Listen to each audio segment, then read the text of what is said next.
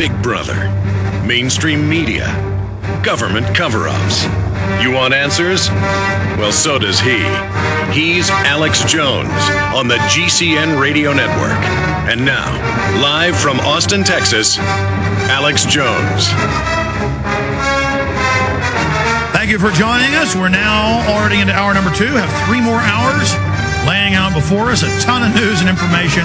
Your calls and a lot of guests coming up. Speaking of guests, Congressman Louie Gohmert scheduled to call in the next 10 minutes or so. He's been fighting the cap and trade legislation, the gun grabbing, all the tyranny going on. Republican congressman from Texas. Then we have our weekly visit in the next hour with Bob Chapman of the International Forecaster to go over all the big developments in the economy, including the congressional reports, AP, Reuters, and Bloomberg reporting 23.7 trillion stolen by the offshore banks that control Goldman Sachs, J.P. Morgan Chase, and the Treasury Department, as well as the private Federal Reserve. And then he's a reporter for Counterpunch and a lot of other big publications. Dahr Jamail is an American, but he has been in Lebanon during the war, been in Iraq during the war. He's been to Iraq recently. He'll give you a report of what things really look like in Iraq there. And is Obama really pulling the troops out? According to Dahr Jamail, no, it's all a staged shell game event. So that's coming up in the last hour today from a reporter who's been on the ground in Baghdad and all over Iraq and the Middle East, as well as Central Asia. Congressman Louie Gohmert, Bob Chapman, and Dahr Jamail coming up, and, of course, your phone calls. I want to get into the whole flu fear-mongering. They're saying that they've bought close to 200 million doses of the flu shot to forcibly inject the American people. Now, they said back in 2002 they were going to make all first responders, 14 million of them, doctors, nurses, police, firemen, county, city, state workers, federal workers, take the smallpox shot.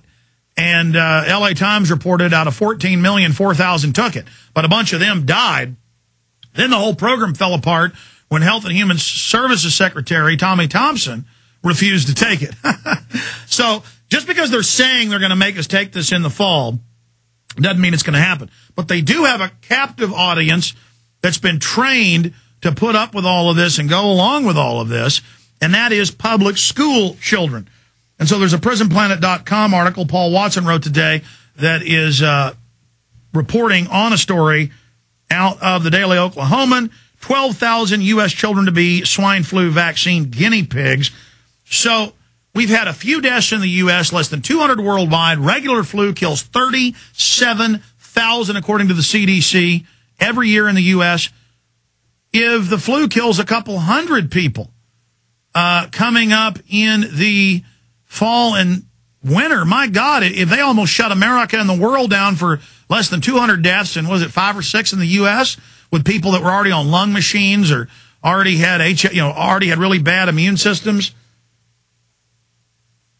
And I misspoke earlier. I said 197 million. I don't know why that popped in my head. MSNBC reported U.S. buys 195 million doses. So 195 million doses. So I was 2 million wrong. What does it matter? 195 million of swine flu vaccine. Government hopes to speed development of fall vaccination program. And they were saying a month into that thing breaking out that they already had a vaccine for it when it normally takes 6 months. I mean, this is a load of bull. And then they admit it's already mutating constantly and changing.